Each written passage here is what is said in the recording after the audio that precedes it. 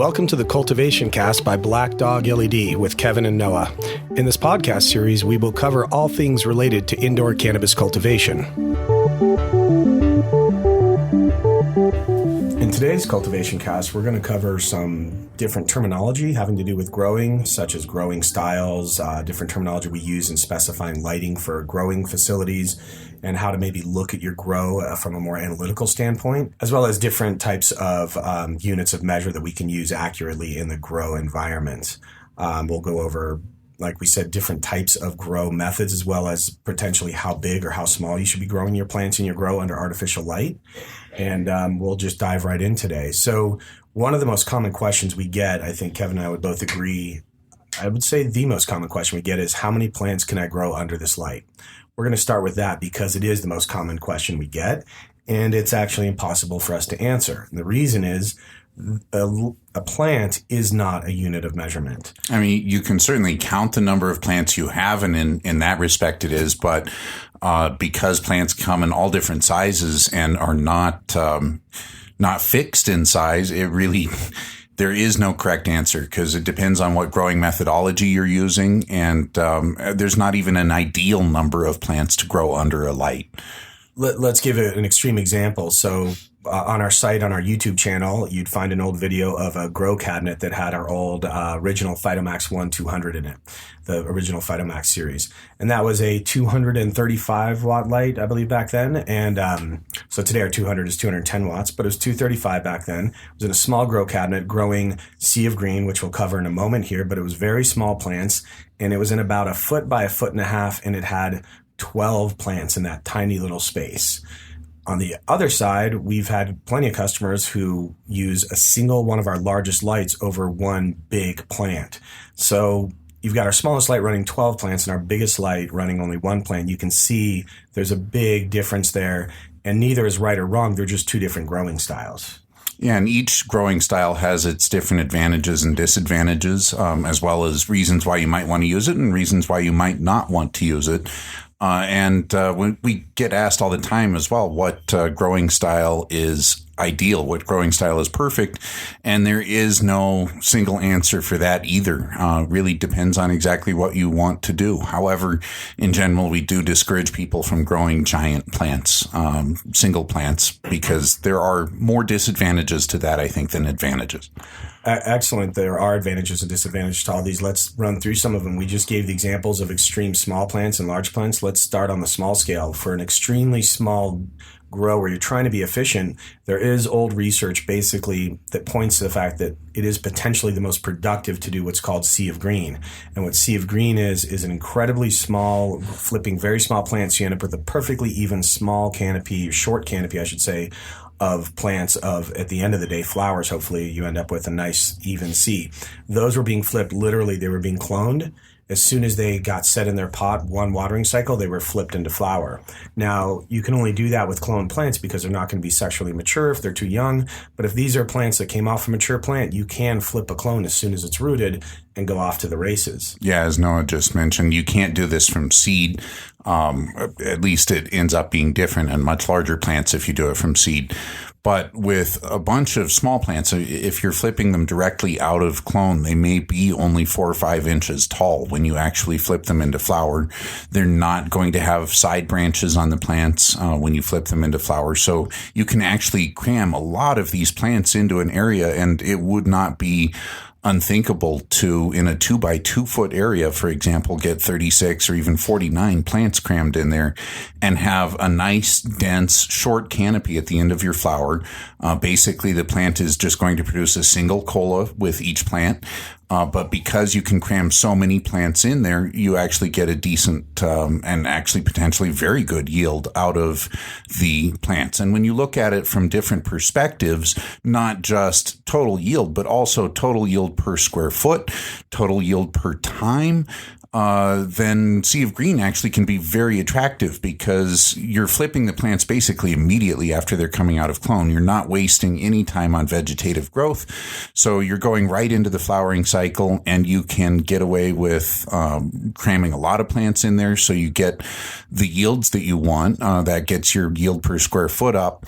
The downside to Sea of Green, however, is that you first of all are having to take a lot of clones.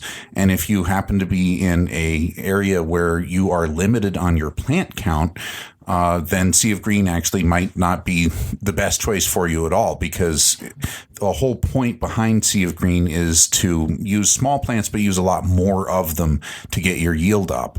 And that's a lot of cloning. That's a lot of work to do.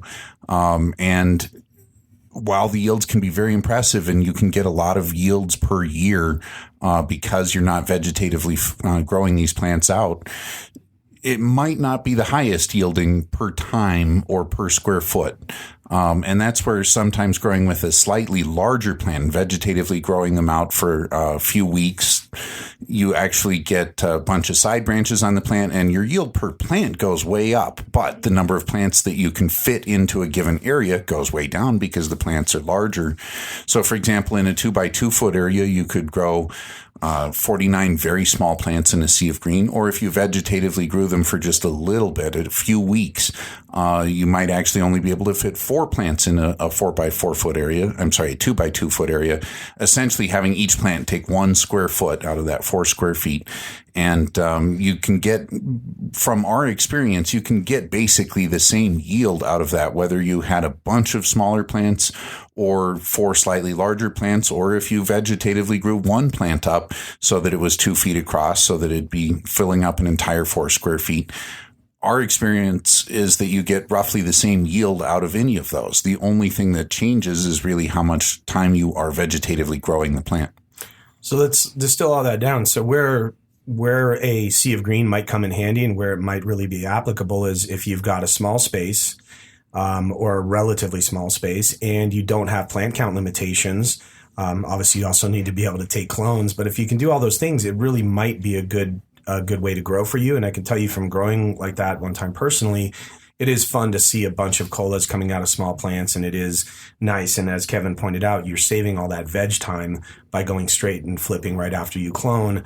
But to point out, kind of a commercial tip, if we want to look at it that way, is, those of you growing at home, this might make sense, but we're not really sure this scales, and we've yet to see, I don't think, and Kevin can confirm, I don't think we've ever seen a commercial grow or even heard of a commercial grow doing true Sea of Green where they're doing these really small plants, because there are some concerns about scalability. You can do 20, 30 clones, like Kevin said, at home, but if you're on a commercial scale of square footage, you'd be talking thousands and thousands of clones on a regular basis. So it might not scale well for that. But again, for a home grow small, and if you don't have plant count limitations, it might be a great way for you to grow.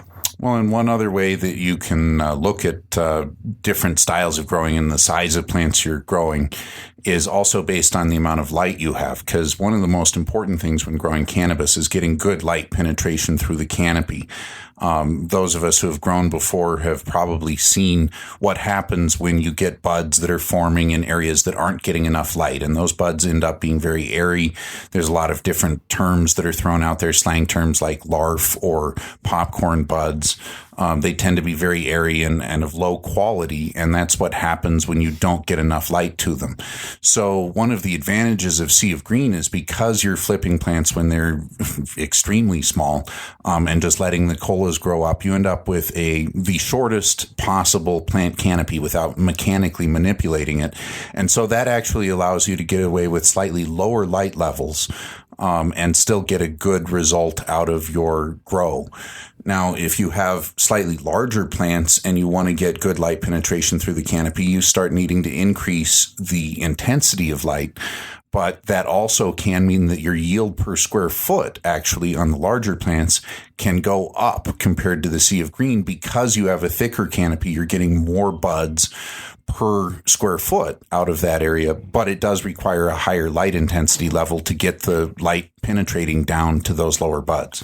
And that'll take us to our next. So we just covered SOG, or sea of green, as it's called. And as Kevin's saying, when you get to a larger canopy, you need to pay a little more attention to getting the light down there and making sure your canopy is not too dense or not too thick, so you end up with a lot of unusable plant material at the end of the day. So one of the other ways, as well as Kevin was pointing out, bringing more light to the game, one of the things is stabilizing those plants and helping to spread them out. And that gets us into the scrog or screen of green, as we've heard. And we've all seen nets. This is a little more amorphous in that there are different definitions. And we were talking about it before this podcast, that there are what one person calls scrog, another person might not. So to me, nowadays, it often means just throwing a net over it and using that to stabilize, spread out your branches and get light down properly and hold them up for the heavy. And then the old definition. Yeah. So one of the more common definitions of scrog is to actually weave the plant's stems in and out of the net so that you end up with a very thin canopy, which is held rigidly in place mechanically by a net.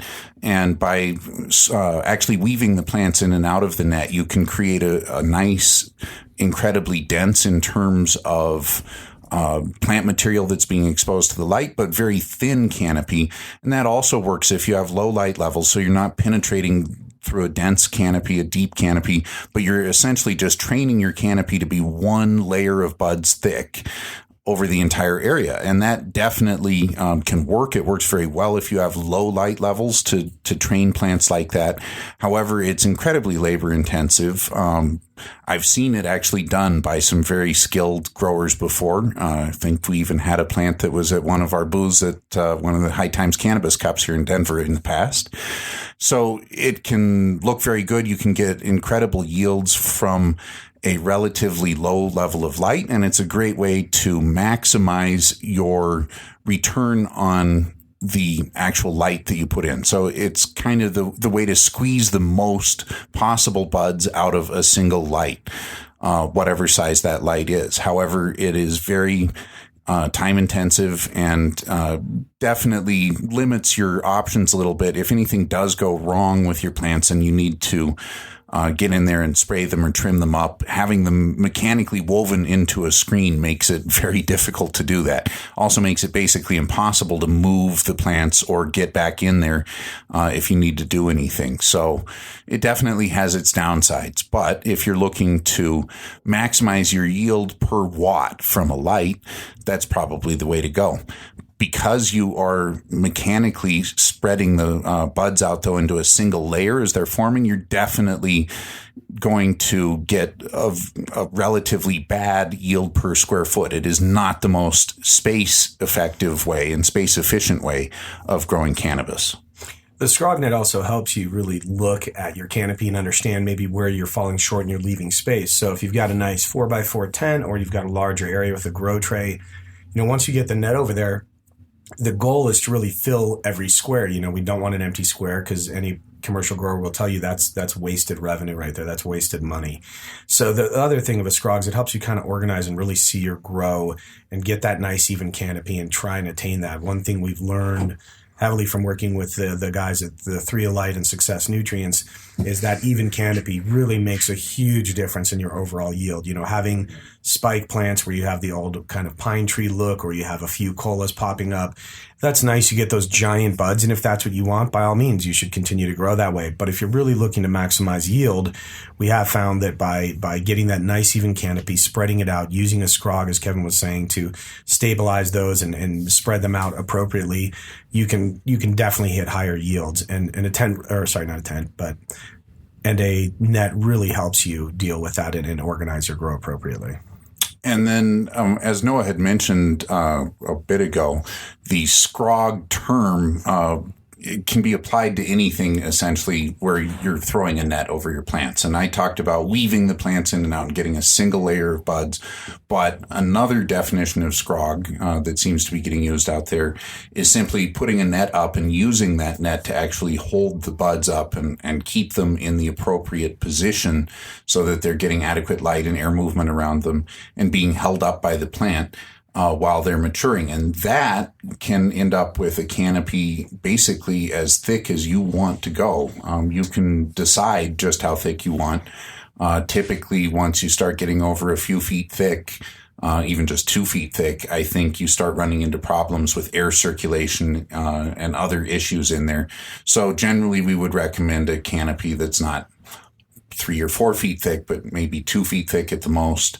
But you can get incredible yields per square foot. And one of the reasons the netting helps with that is just to mechanically hold the different side branches apart so that you ensure that everyone is getting appropriate light and they're not crowding each other.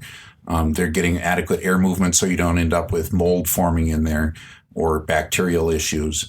And then also, it really helps hold the plants up because cannabis plants have been domesticated long enough now. They're kind of like the domestic turkey. We've bred the domestic turkey to the point where its breasts get so large they actually can't mate anymore. So we have to artificially inseminate turkeys, and cannabis plants are kind of the same way. We've bred them to the point where their flowers are so heavy they can't hold themselves up anymore. So you have to provide some mechanical support, and the scrog net is a great way of doing that. There's other ways of doing that, such as putting cages around your plants, but that tends to allow the stems to all kind of flop to the outside of the cages, and you end up with a less utilized central area and then an overutilized perimeter around the cage, whereas a scrog net allows you to perfectly space all of the branches out so that everyone's getting equal amounts of light and air movement, and that lets you get a slightly better yield.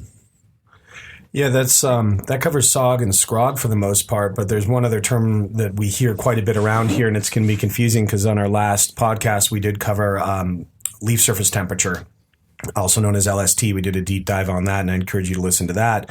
But we're going to talk about another LST, and that's low stress training. It is a common term. It's not necessarily like SOG or scrog where it's defined. It's really referring to doing a training of your plants in a low stress way. So you're not, snapping branches or anything, but you are training them, as Kevin was talking about before, weaving through a scrog net. That would be considered an LST. And we just want to point that out. That's another term you'll hear. It's not a growing style. It's really more of a method of attaining what you're trying to do.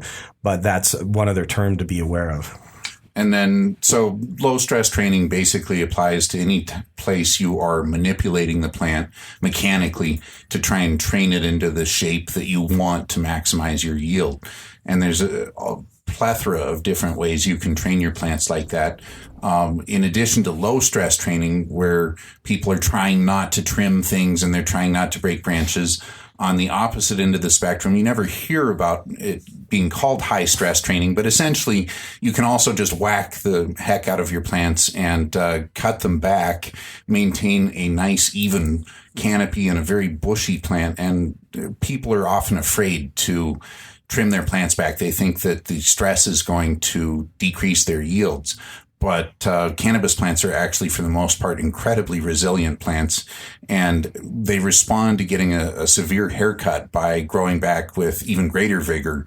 And by having more side branches come out after doing that, you can end up with definitely a greater yield per plant and a larger, wider plant with more colas on it. And if you support that all with screen of green type netting, you can actually get incredibly good yields off of something like that with what I would call high stress training, just pruning the plant as appropriate during the vegetative phase. And as Kevin's talking about there, what, in the cannabis world, it's often referred to simply as topping. Granted, you can do side branches and such, but to really get that level canopy, get that explosive growth Kevin was talking about, and get the multiple tops, it's generally going to be a topping of your apical meristems, your highest branches, shooting up from the plant. But that is a whole nother thing that we should talk about with regard to growing style, because it is so important with cannabis. If you let most cannabis plants grow traditionally, they're going to grow more like a pine tree, more like a cone. And there's nothing wrong with that. It's just not necessarily the most productive to do indoors when you've got access to your plant and you can really work with it yourself and manipulate it, as Kevin was saying, and do these things to it. And we do see a lot of people that are still growing in the traditional sense, just letting the plant grow up. And again, there's nothing wrong with that. But if you do want to maximize your yield, most plants are going to do better if you do some topping during vegetative cycles.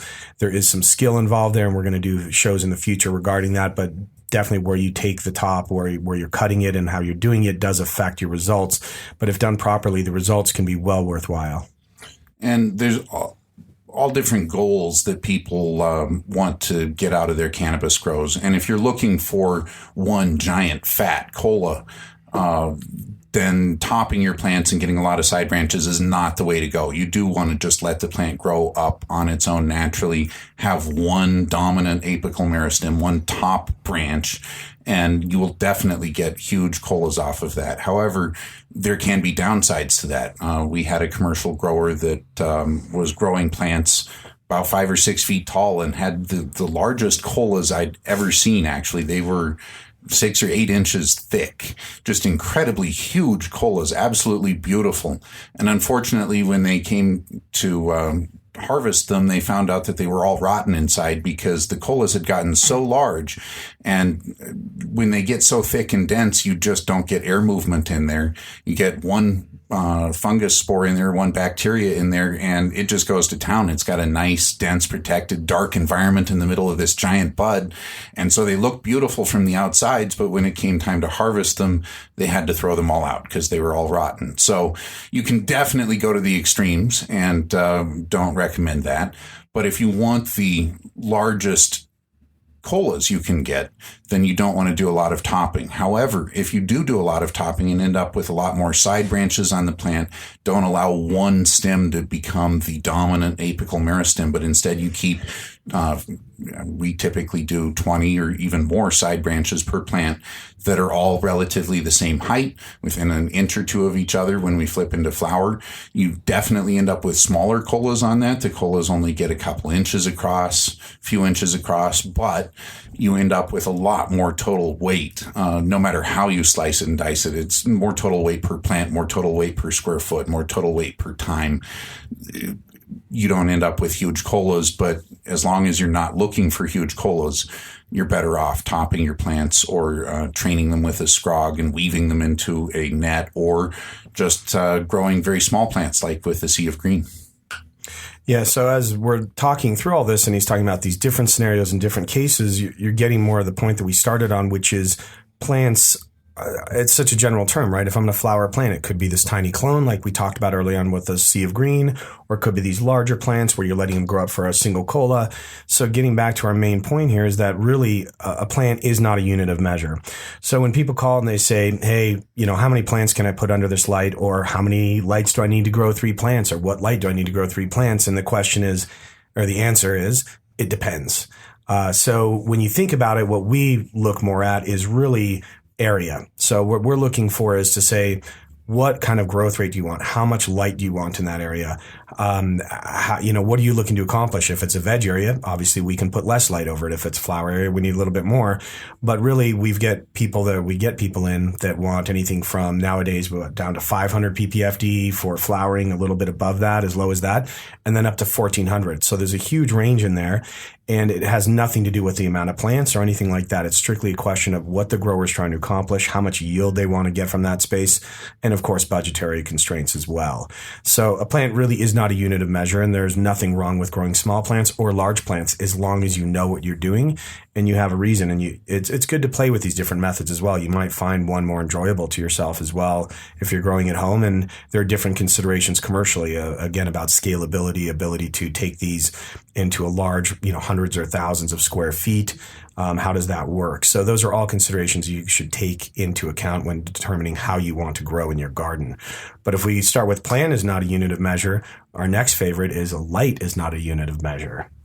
So, and there's a number of different ways that you can look at that, but a lot of people will look at their total yield, and in larger operations where they have multiple lights, they will divide their total yield by the number of lights to get a yield per light. And a lot of people will talk about, okay, so how much are you getting per light?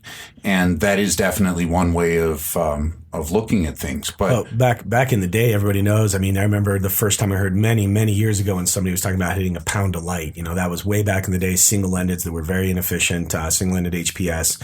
So I think we can all go back to that where that started, I think, with that when people were first hitting a pound of light, and that became kind of the mantra, is like you getting a pound of light. But even then, there wasn't just one kind of light. Even among high-pressure sodium, and even among single-ended high-pressure sodium, you've got 1,000 watt, you've got 600 watt, you've got 400 watt. I mean, if you hit a pound with a 400 watt high-pressure sodium, that would be very impressive.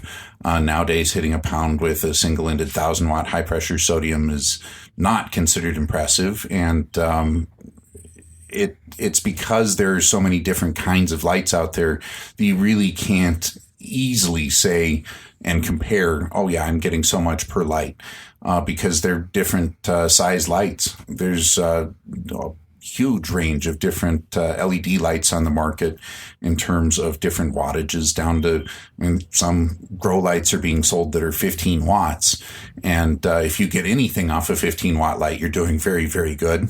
But we've got the largest LED grow light on the market with 1,050 actual watts, puts out more light than a double-ended high-pressure sodium running at 1,200 watts that actually gets to your plants. So a light is not a good unit of measurement either. If someone tells you, oh, they're getting 3 pounds per light, well, what is that light? Because there's a big difference. And even among high pressure sodium now, between double-ended and single-ended bulbs, there's a big difference between those.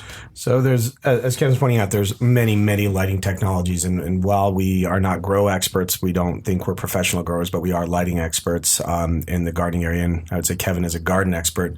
But one thing is we don't know every lighting technology inside and out. We are LED experts for sure.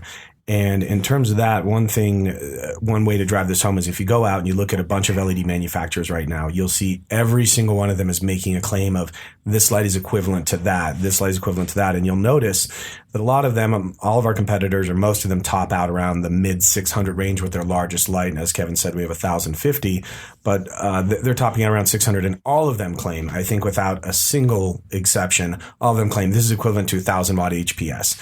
They don't designate whether it's DE or single-ended. So to us, that's a worthless claim because, again, you're making a claim against a term that doesn't mean anything. 1,000-watt what? It could be anything. And they might say 1,000-watt HPS, but again, none of them clarify whether they're talking about single-ended or double-ended. And there's a huge difference between a 1,000-watt single-ended and a 1,000-watt double-ended. We would contend that all of those lights in the 600-watt range that say they match up to 1,000-watt HPS, they're actually referencing a single-ended 1,000-watt HPS, not the new modern-day double-endeds. And no big commercial grow, no person that's really on top of their garden is still growing with a single-ended because of the major advantages and efficiencies by moving to that you attain through moving to a double-ended HPS. So in that case, they're just letting the consumer assume that they're talking about a double-ended when in fact they're really probably talking about a single-ended HPS, and that light will not compare to a double-ended HPS. And then there are also people out there on the market that are just making up numbers, claiming that their 300-watt LED will replace 2,400 watts worth of HPS. And we can only assume that they mean single-ended HPS there. But either way, they're just pulling numbers out of somewhere because there's no way that 200 or 300 watts of LED light, even the most efficient LEDs in the world, would actually grow plants as well as a normal single-ended 1,000-watt HPS light will.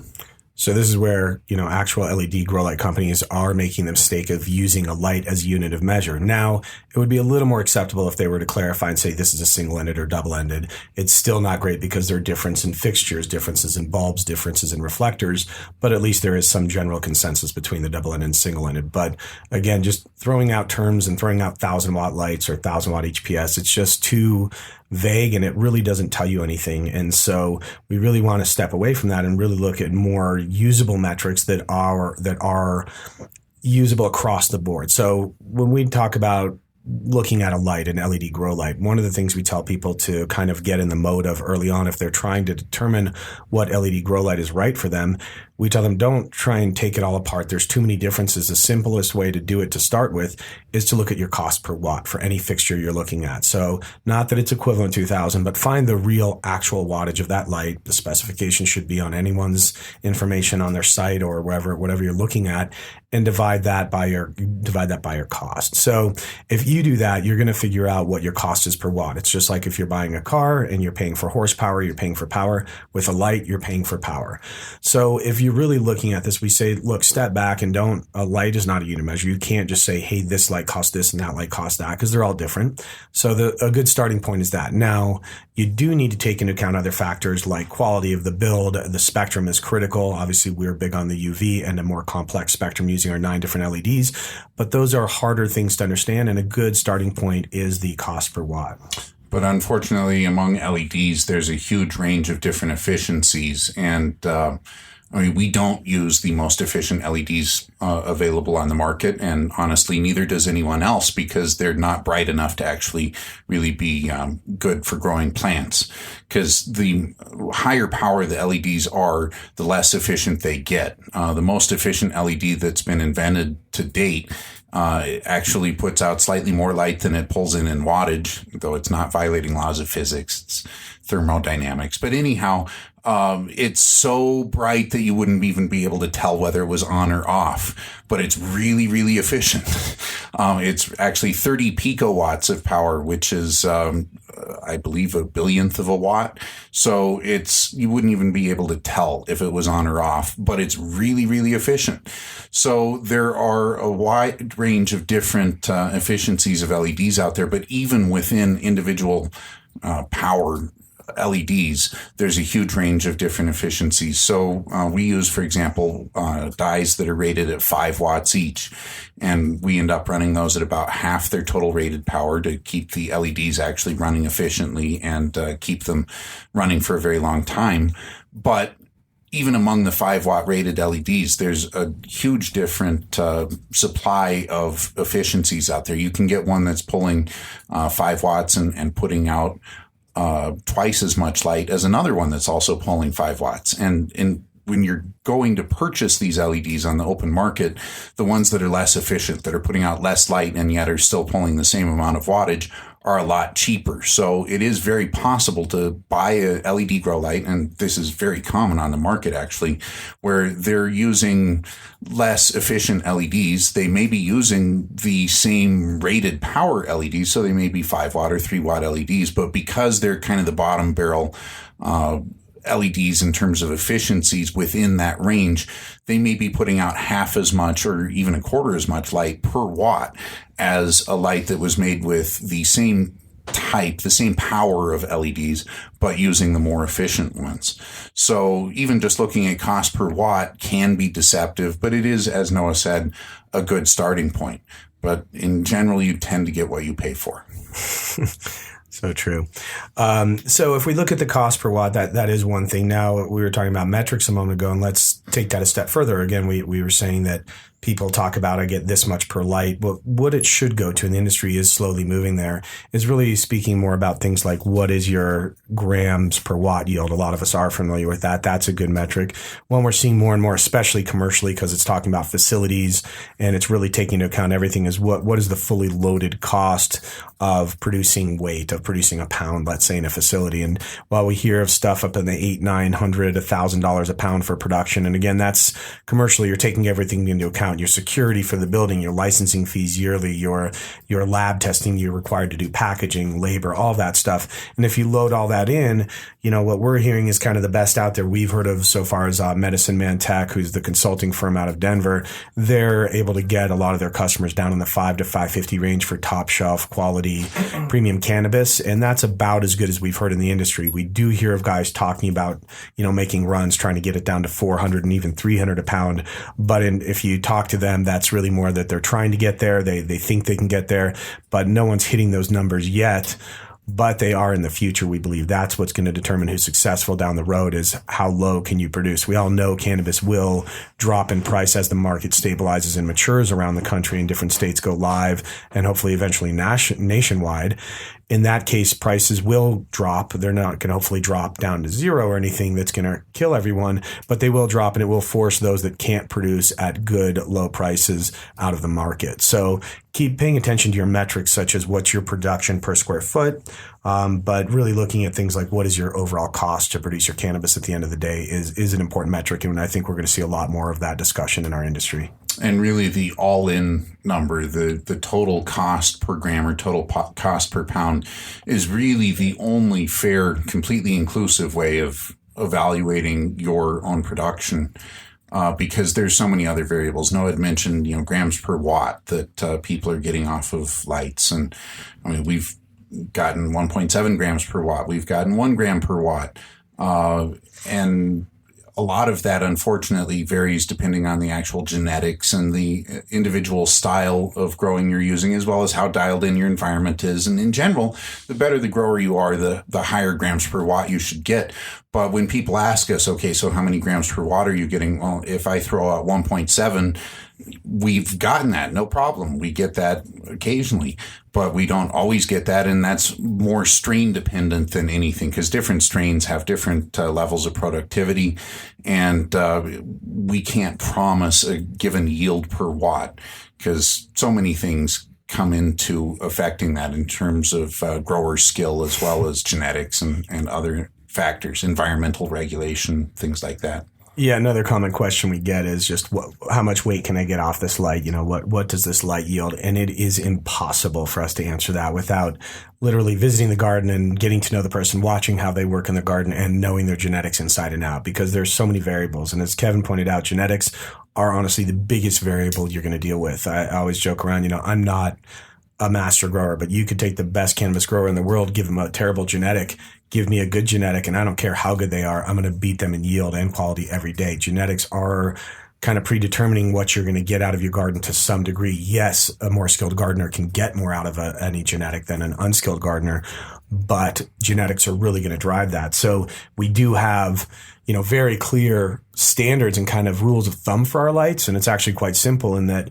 we've been growing with our lights long enough. We have a lot of feedback from customers, and what we're seeing in the field is that our 200 starts at a half pound, and then it goes up a half pound for every light. So our 200 is a half pound, the 400 is 1 pound, 600 is 1.5, 800 would be 2, and our 1,000 is 2.5. Now, as Kevin said, we've hit some big weights. We've gotten over 3.5. We have a gentleman, a grower out in California, who won the Grow Off, which is a great, cool competition for professionals. It was sponsored by Gavita, and he took first place with 3.72 pounds off of a single one of our thousands. Now, that doesn't mean we're going to tell people they can hit that. So those are the extreme examples, as Kevin said. There's no guarantee anyone's going to hit that, and we do believe people can beat that. But what we would quote for that light is still 2.5, because we want to be conservative. But it just goes to show you there is no answer to what you're going to get off a light, and that there are so many variables, genetics, environment, and grower skill that come into play, that it's impossible to do that.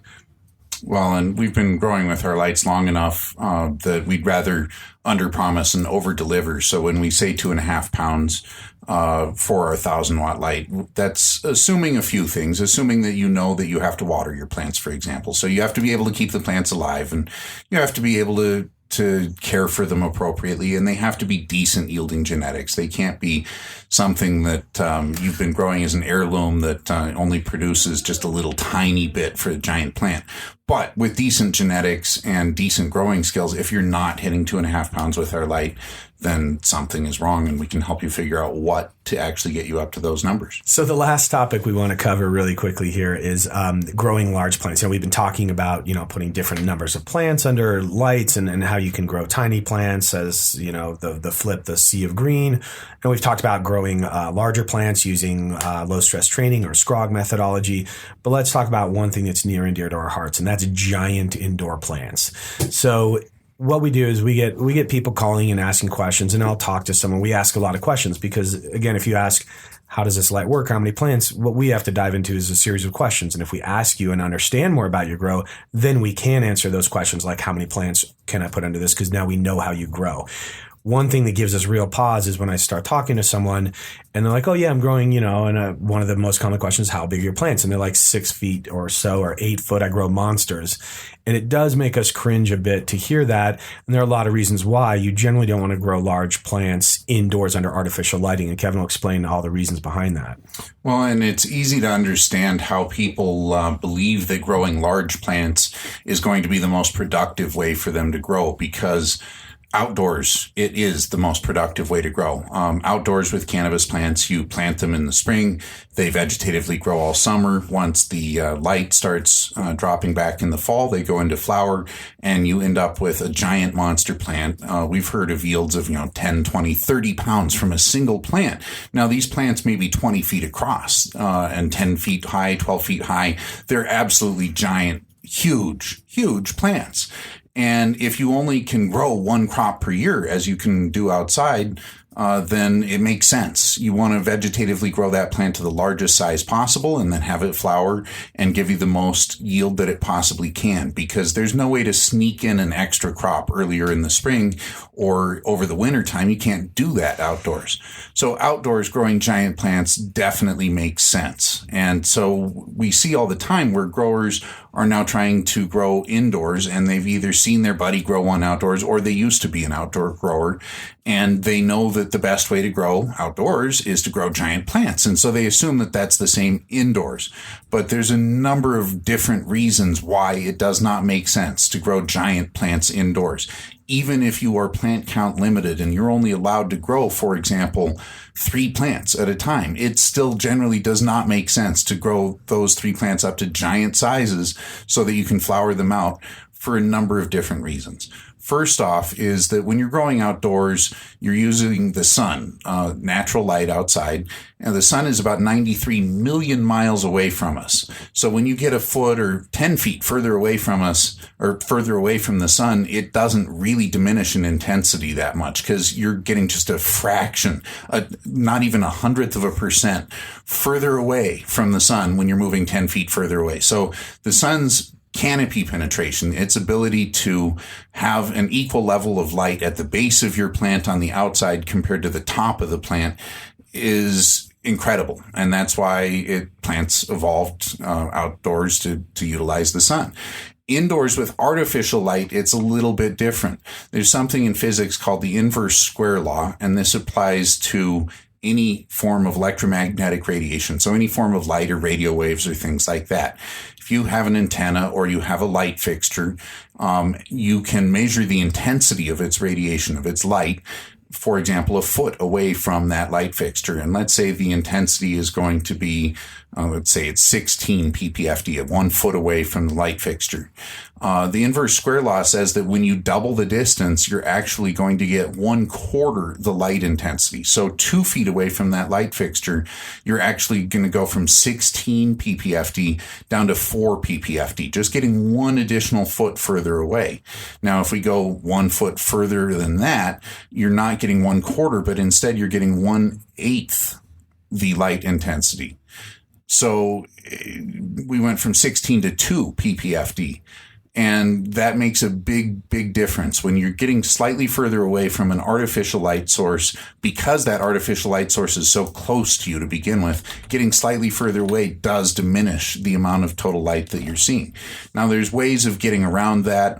For commercial facilities, for example, we advocate a light the room approach, where you've got a fixed tiling essentially of lights on the ceiling. And as you get further away from one light, you start picking up lighting from the other lights to the side of that.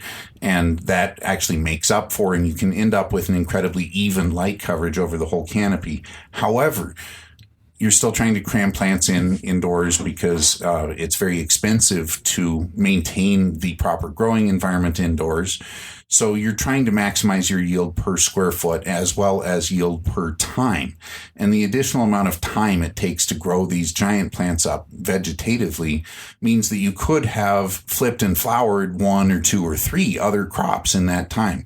And when you look at total yield per square foot per year in your facility, you will always be able to get more out growing smaller plants as opposed to growing giant plants, just because the giant plants take so much more time to vegetatively grow. They're also much more of a pain to take care of. The larger they get, the more care they require in terms of being trained up and supporting their stems and careful pruning. And they start becoming much more labor intensive than smaller, younger plants are. I also feel they become more of a vector for pests and diseases as they get larger and older, and it's harder also to see or diagnose problems in a giant plant because there's so many places for those things to hide. And I've actually gone into some grow rooms where people had grown these giant plants up. They were growing 1 plant per light, and they get a couple weeks away from harvest, and the plant snaps in half under its own weight because they didn't have it adequately supported. And I'm not saying they didn't try to adequately support it. They were using impressive support systems. The plant was still heavy enough that it just snapped itself in half, and you end up losing everything off of that plant. It just doesn't work very well indoors. you're much better off in general growing slightly smaller, what we call medium-sized plants, as opposed to the giant trees that the outdoor growers are rightfully so used to growing. Exactly. So today we've covered a lot of stuff, and it was just something we wanted to, we get these questions every day, and we thought it'd be interesting to go over some of the most common ones we get in to help people understand maybe a different way of looking at their garden. Again, not looking at plants per light, but really looking at surface area of your garden and wattage and things like that are more accurate measurements. So thanks again for listening today and joining us for the Cultivation Cast and this installment. We hope you join us for the next one. If you do have any questions about the content or have an idea for a future topic, please send an email to podcast@blackdogled.com, and feel free to also post your questions directly on our blog, where the podcast is located on the Black Dog LED site at blackdogled.com. Thank you very much, and have a wonderful day, and happy gardening.